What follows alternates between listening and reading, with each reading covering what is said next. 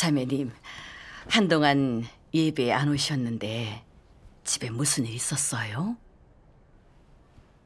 중국 공산당이 하나님 믿는 사람을 잡아들이니까 남편이 자기 일에 피해갈까 봐 하나님 못 믿게 하는 거예요. 말씀도 못 보게 하고 예배도 못 가게 하면서 계속 저만 따라다녔어요. 다른 분들 피해갈까 봐 예배에 오질 못했어요. 근데 오늘 일부러 나가서 몰래 나온 거예요. 이런 일이 생기니까 어떻게 해야 할지 모르겠어요. 아, 형제님. 전에 가족의 핍박을 겪으셨다면서요? 그렇죠. 어떻게 겪고 오셨는지 얘기해 주세요. 예. 그게 2010년 초쯤이었어요. 아내가 TV에서 전능하신 하나님 교회에 대한 공산당 루머와 흑색 선전을 보고는 저 때문에 피해볼까 봐 핍박하기 시작했어요. 어느 날 저한테 엄청 화를 내더라고요.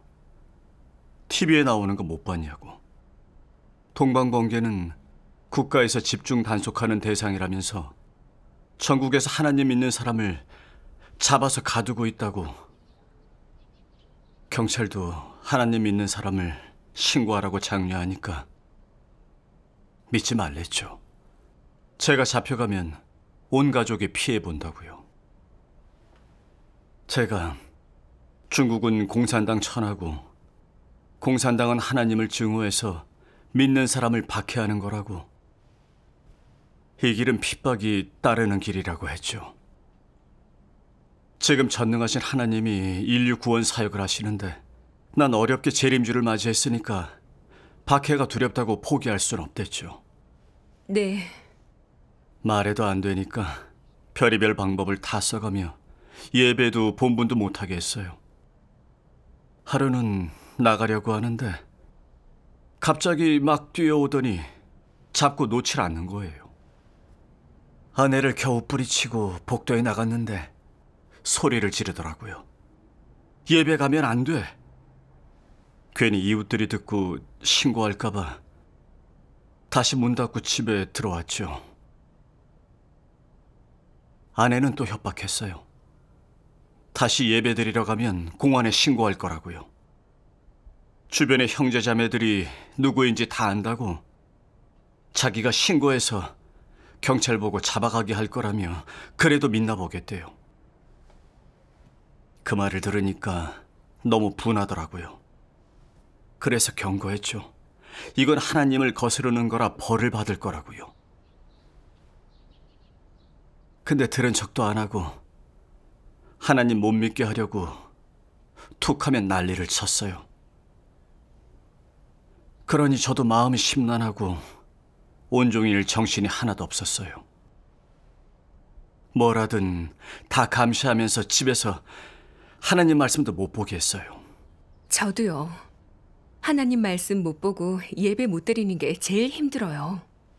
맞아요. 가면 갈수록 예배를 못 드리니 속이 너무 타더라고요. 아내가 핍박하지 않고 저도 다시 전처럼 예배하고 싶었죠. 그래서 하나님께 길을 열어달라고 기도했어요. 기도하니 말씀 찬양이 생각나더라고요. 읽어볼게요. 네.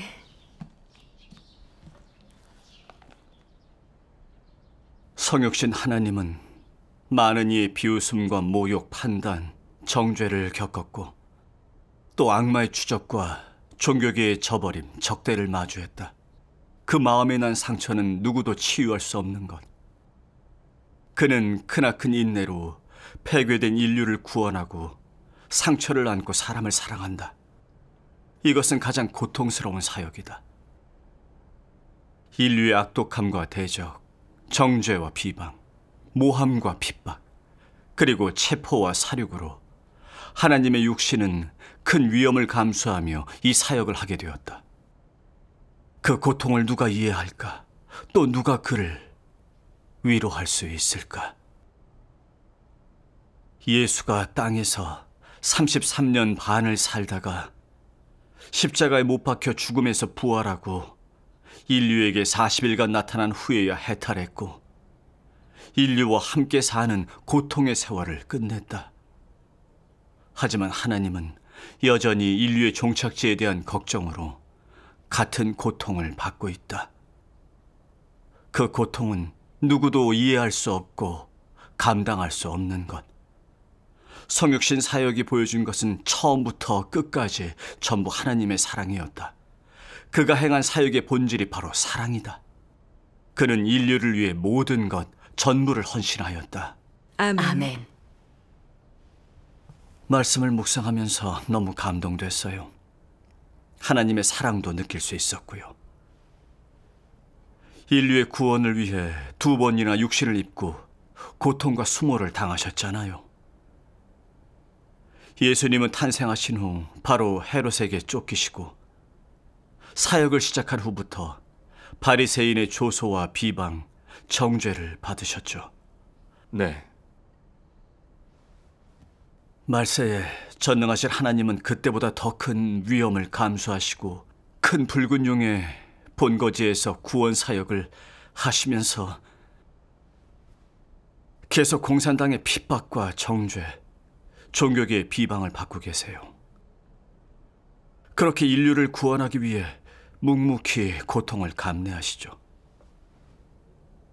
전 구원받으려고 하나님을 따르는데 그 정도 고난을 받는 게 뭔 대수인가 싶었어요. 툭하면 하나님을 사랑하고 어떤 고난을 받아도 하나님을 따르겠다고 했는데 정작 일이 닥치니 믿음이 없었어요. 정말 간증이 없었던 거죠.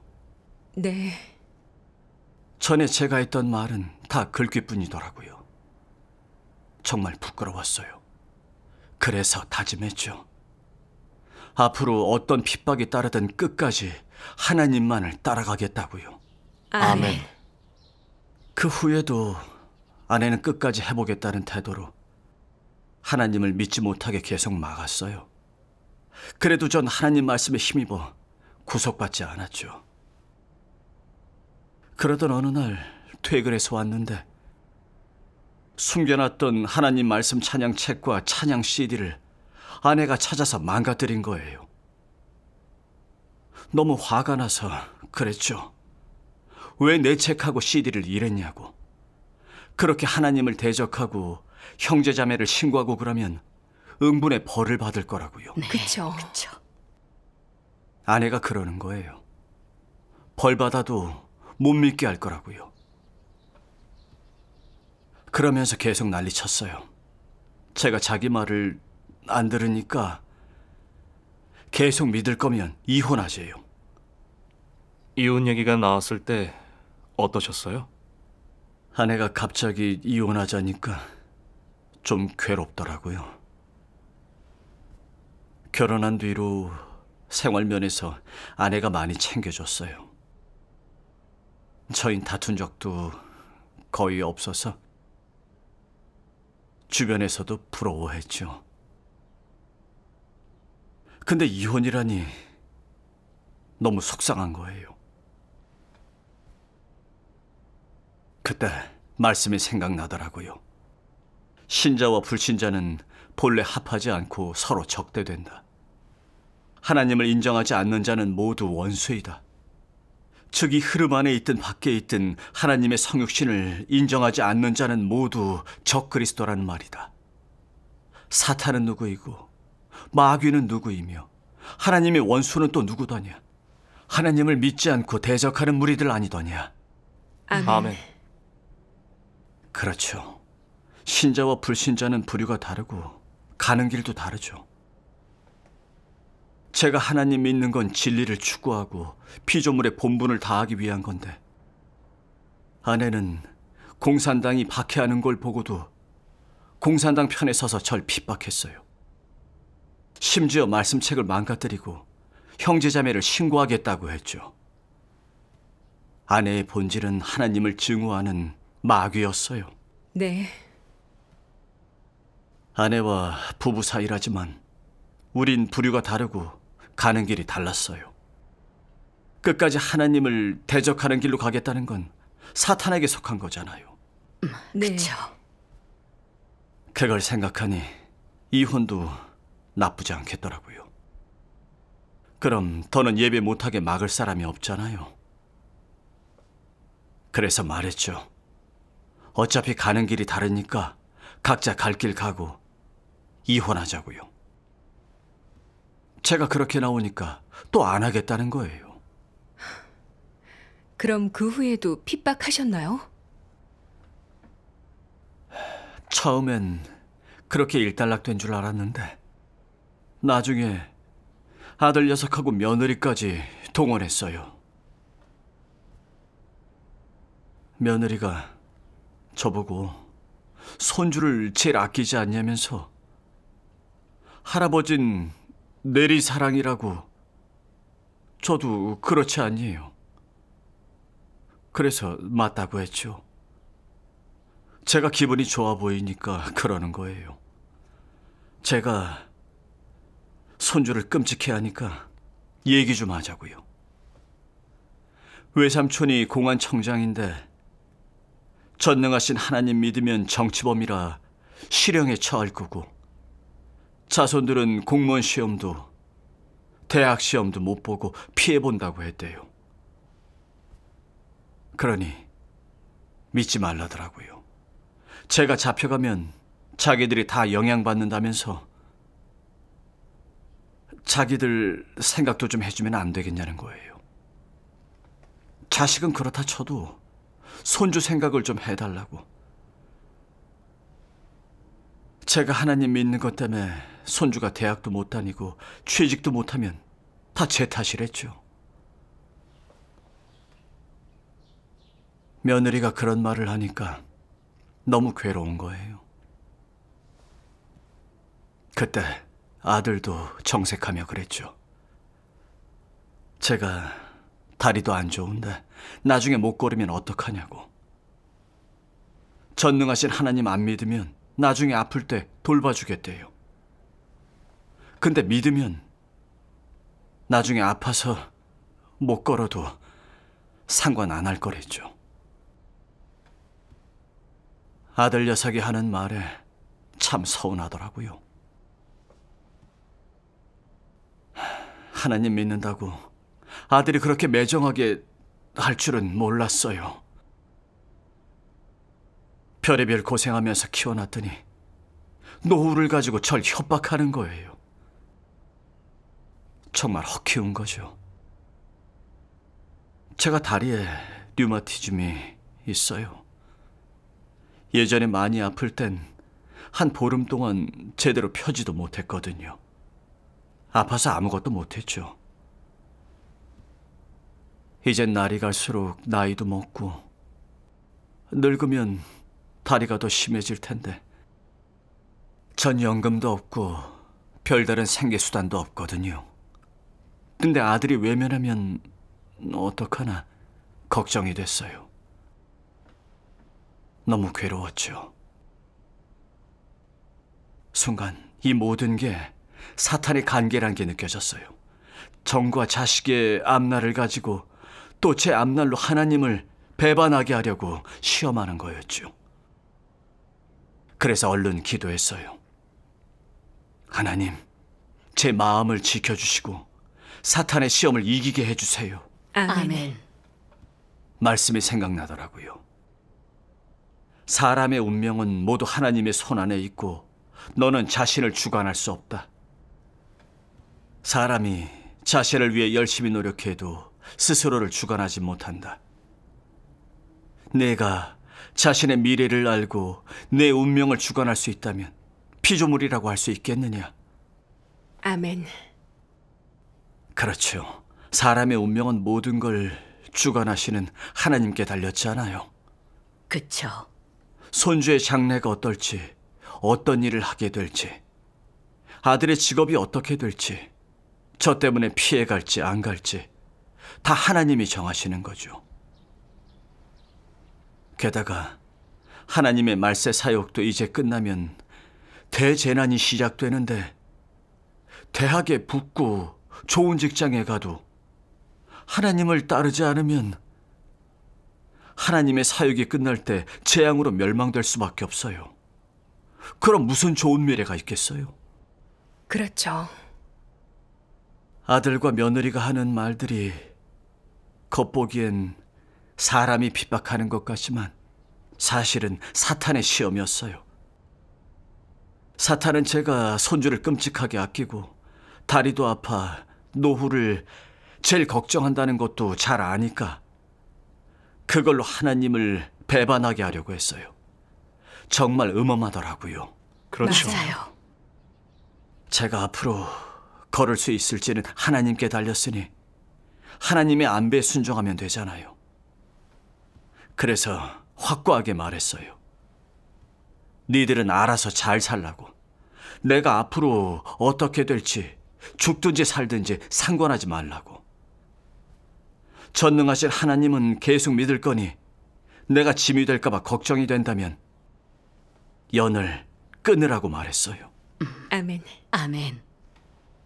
제가 확고히 말하니까 서로 눈짓하더니 고개를 저으면서 아무 말도 안 했어요. 사탄의 공격과 시험을 이길 수 있게 해주신 하나님께 감사했죠. 아멘. 이렇게 말씀하시니 저도 알겠어요.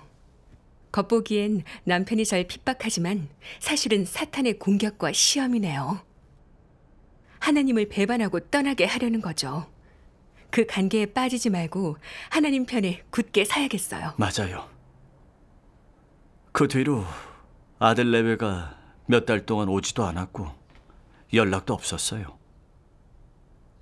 아내는 하나님 믿지 말라고 계속 다퉜고요. 갈수록 이런 걱정도 들었어요.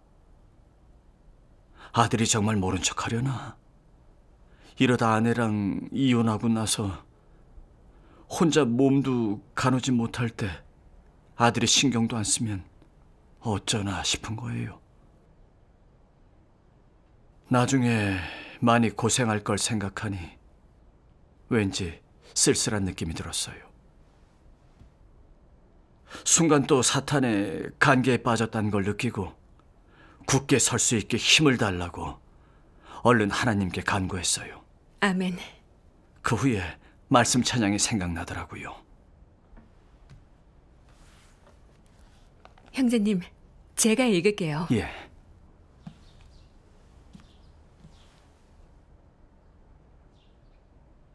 너는 피조물이기에 하나님을 경배하고 의미 있는 인생을 추구해야 한다. 사람이라면 마땅히 하나님을 위해 헌신하고 모든 고통을 감내해야 한다. 너는 지금 받는 이 작은 고난을 기쁘고 편한 마음으로 받아들여야 하고 욥이나 베드로처럼 의미 있는 인생을 살아야 한다. 너희는 바른 길을 추구하고 진취하고자 하는 사람들이다. 큰 붉은 용의 나라에서 떨쳐 일어난 너희는 하나님께 의롭다 칭함받았는데 이보다 더 의미 있는 인생이 있겠느냐. 아멘. 아멘. 하나님 감사합니다. 아멘. 이 말씀을 보니까 힘이 생기더라고요. 하나님을 믿고 피조물의 본분을 다하는 건 정의로운 일이고 참된 인생길이죠. 진리를 얻고 하나님을 흡족해 하기 위해 고난받는 건 가치 있고 하나님께 인정받잖아요. 아멘. 돌아보면 제가 좀 핍박은 받았지만 정말 유익한 것들을 얻었어요. 과거엔 제가 믿음 있는 사람인 줄 알았어요. 공산당의 박해에도 물러서지 않았고 아내와 애들의 반대에도 하나님을 따르겠다고 했으니 전 하나님을 사랑하고 충성한다 여겼는데 아들이 연락도 하지 않는 이런 일이 닥치니까 몸져 누우면 돌봐줄 사람이 없을까 봐 걱정부터 했죠. 제가 생각한 건 그저 제 앞날 뿐이었지 믿음은 전혀 없었어요. 이런 상황을 통해서 제 진짜 분량을 보게 됐고 자신을 좀 알게 됐어요. 그리고 사탄의 관계도 조금 분별하게 됐고 믿지 않는 가족이 하나님을 대적하는 본질도 알게 됐죠. 하나님은 제 믿음과 분별력을 키워주시려 큰 붉은 용과 가족의 핍박을 허락하셨는데 다 하나님 사랑이니 그 사랑에 보답해드려야죠. 아멘. 욥을 본받아 아무리 사탄이 공격하고 가족들이 핍박을 해도 하나님을 따르기로 했어요. 이렇게 마음먹으니까 아들 레베가 절 대하는 태도도 달라지더라고요. 가끔은 며느리가 삼촌한테 공산당이 하나님 믿는 사람을 잡으려고 언제 뭘 한다고 들으면 그런 정보를 알려주면서 본분할 때 조심하라고 하더라고요. 그럼 아내분은요? 달라졌어요? 아내가 핍박하는 건 여전했어요. 글쎄 어느 날 갑자기 아내가 침대 위에 서가지고 창문을 열더니 창문을 잡고 한쪽 발을 밖에 내놓고 소리 지르는 거예요. 믿지 말라는데 왜 안 듣느냐고. 괜히 잡혀가기라도 하면 온 가족이 다 피해를 볼 거라고. 계속 믿을 건지 마지막으로 묻겠다며 계속 믿으면 뛰어내리겠댔죠. 그리고는 바로 뛰어내리려고 하는 거예요. 정말 너무 놀랐어요. 집이 7층이거든요. 뛰어내리면 무조건 죽잖아요. 얼른 가서 잡으려고 했는데 소리를 지르더라고요. 가까이 오지 마. 가까이 오면 뛰어내릴 거야. 아예 창턱에 올라가 서 있으니까 못 가겠더라고요. 너무 당황해서 잘 이겨나가게 이끌어달라고 기도했죠. 그 순간 이것도 아내가 하나님을 배반하게 하려고 그런다는 걸 느꼈어요. 사탄에게 속을 수는 없었죠. 그러니 긴장이 좀 풀리더라고요. 제가 차분히 말했어요. 죽으려고 하면 누가 말리겠냐고. 그런 걸로 날 협박하지 말라고 했어요. 뛰어내려서 죽는 건 당신이 선택하는 거고 난 계속 하나님 믿겠다고 했죠. 아내는 협박이 안 통하니까 창문에서 내려와 그러더군요. 자기가 바보라고 뛰어내리겠냐고. 자기가 이렇게 죽으면 누가 절 말리겠냐고 하더라고요. 아내는 죽음으로 절 협박할 정도로 하나님을 심하게 증오하고 있었어요. 정말 마귀가 드러난 거죠. 네. 네.